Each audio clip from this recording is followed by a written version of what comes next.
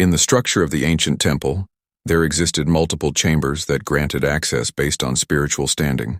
Everyone was welcome in the outermost area, while priests alone could proceed to the middle chamber, and only the chief priest was permitted to enter the innermost sacred space. This architectural hierarchy mirrors the spiritual realm of communicating with God, where believers can access varying depths that many never discover throughout their entire faith journey. This exploration reveals 5 distinct dimensions of spiritual communication that progressively deepen one's relationship with the divine. The foundational dimension involves requests and supplication. At this elementary stage, believers primarily approach God with lists of personal desires and requirements. This represents the most basic form of spiritual dialogue and operates at the lowest spiritual frequency. Such communication centers on immediate necessities: financial resources, safety, physical wellness, direction, and favor. While this approach contains nothing inherently problematic, the tragedy lies in how countless believers never progress beyond this starting point. Their divine conversations activate only when personal crises emerge or wants arise. The danger of remaining perpetually anchored at this elementary stage transforms spiritual communication into transactional exchanges. Believers insert their requests like currency into a cosmic dispensary, anticipating automatic fulfillment of their orders. When anticipated outcomes fail to materialize according to their expectations, disillusionment or feelings of divine rejection often follow. This supplicatory dimension was designed as an entry point for spiritual growth, never intended as a permanent dwelling place. Remaining fixed at this level maintains focus squarely on personal circumstances and individual concerns, rather than divine purposes and heavenly perspectives. The orientation remains egocentric instead of theocentric. Though biblically valid and necessary, this supplicatory communication represents the most rudimentary form of divine conversation. The comparison to achieving basic literacy, but never advancing beyond children's picture books, aptly captures this limitation. Spiritual maturity demands that believers pursue not merely their inheritance and blessings, but also the heart and desires of the divine. Mature believers dedicate less energy to personal requests and increasingly align their communication with divine intentions. When spiritual dialogue consists solely of asking for provisions, believers risk never discovering the multifaceted nature of God's character. They may perceive Him merely as a celestial supplier, rather than experiencing Him as an intimate father figure. The second dimension introduces advocacy for others, marking where spiritual maturity begins manifesting visibly. This advocacy involves setting aside personal concerns to address the needs of others, positioning oneself between divine mercy and human necessity. The ancient Hebrew terminology suggests encountering, meeting, or connecting with purpose. When believers advocate for others, they arrange divine appointments on behalf of those unable or unwilling to seek help themselves. The remarkable power inherent in advocating for others includes a profound spiritual principle. When believers intercede for others facing similar challenges they themselves experience, divine intervention frequently addresses both situations simultaneously. If someone battles a particular struggle and encounters another person wrestling with identical issues, choosing to advocate for that person dramatically increases the likelihood of personal breakthrough. This occurs because selfless focus on another's welfare activates divine response. Many believers remain unaware of this spiritual secret. Scripture records the divine search for someone willing to repair spiritual breaches and position themselves between judgment and mercy for an entire land. Yet none could be found. God actively seeks advocates, individuals willing to prioritize others' needs above their own requirements. Such advocates function as spiritual guardians who provide protection through committed communication with heaven. This advocacy dimension demands spiritual maturity because it requires suppressing personal agendas to embrace others' burdens. The orientation shifts from selfishness to selflessness. Operating in advocacy means functioning as a priestly representative who brings human needs before the divine throne. You assume responsibility for another person's circumstances and transport those concerns to the seat of grace. Advocacy surpasses personal supplication in power because it flows from love rather than lack. When believers champion others, particularly those incapable of self-advocacy, they collaborate with divine compassion for humanity. They participate in redemptive and restorative work. Advocacy prayers often receive accelerated responses compared to self-focused requests, because they align with divine desire to extend blessing and assistance. However, genuine advocacy carries significant cost. True advocates experience the pain of those they represent, shoulder their difficulties, and frequently encounter spiritual opposition on their behalf. This isn't casual conversation with heaven. It represents intensive spiritual care for souls. Many believers avoid this dimension precisely because it demands sacrifice and proves emotionally and spiritually taxing. The third dimension involves spiritual combat, an area that generates considerable discomfort among believers. Combat prayer doesn't target people, but rather addresses demonic influences affecting individuals and circumstances. This dimension acknowledges that human struggles aren't fundamentally against physical opponents, but against invisible powers, spiritual authorities, cosmic forces of darkness, and supernatural wickedness operating in elevated realms. Combat prayer represents active, aggressive engagement with demonic entities that obstruct divine purposes from manifesting. It requires comprehending spiritual authority and skillfully wielding divinely provided weaponry.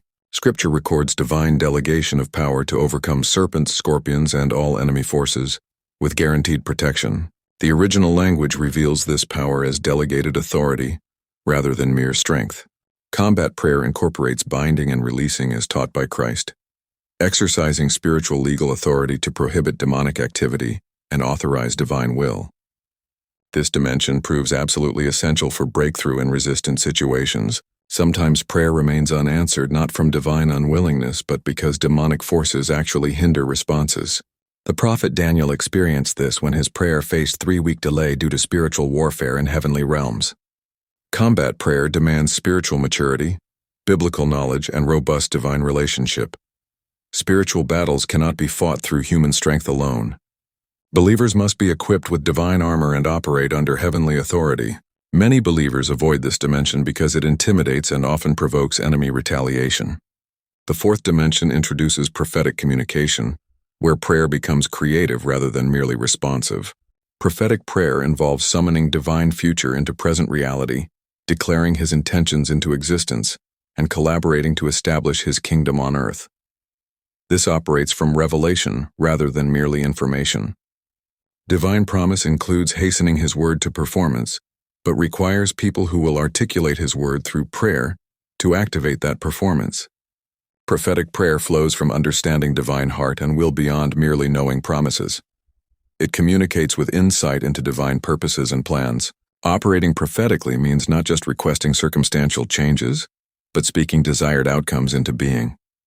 You summon non-existent realities as though they already exist, as described in ancient writings. This dimension requires divine intimacy, because knowing his heart enables praying his will. Prophetic prayer proves impossible without substantial time in his presence, attentively listening to his voice and comprehending his ways.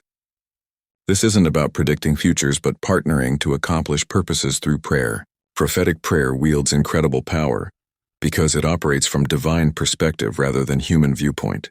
Instead of praying about problems, you pray divine solutions. Rather than being constrained by current circumstances, you pray future possibilities. This prayer dimension can literally transform nations and redirect historical trajectories. However, prophetic prayer also carries tremendous responsibility. When believers articulate divine words in prayer, spiritual realm transformations commence. Angelic beings receive assignments, demonic forces face displacement, and circumstances begin aligning with spoken declarations. This dimension therefore requires spiritual maturity and biblical foundation. The fifth and supreme dimension involves contemplative communion, what might be called the intimacy level. Here prayer transcends verbal expression and enters pure fellowship with the divine. Contemplative prayer isn't about talking to God but rather being with God. It represents presence-based prayer, listening prayer, absorption into divine love and glory. Scripture commands stillness and knowing, with original language suggesting relaxation and experiencing intimate knowledge. This prayer moves beyond doing and enters being. You cease attempting to accomplish goals through prayer and simply enjoy divine presence.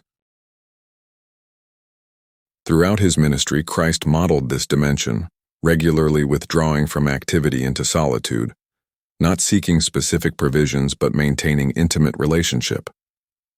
Contemplative prayer reveals that divine presence answers every need, solves every problem, and satisfies every longing.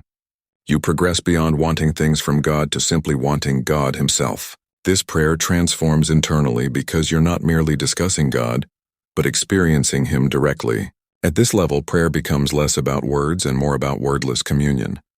You learn listening with your spirit beyond auditory perception. You might remain in divine presence for extended periods, saying very little, yet accomplish more than hours of requesting because His glory transforms you.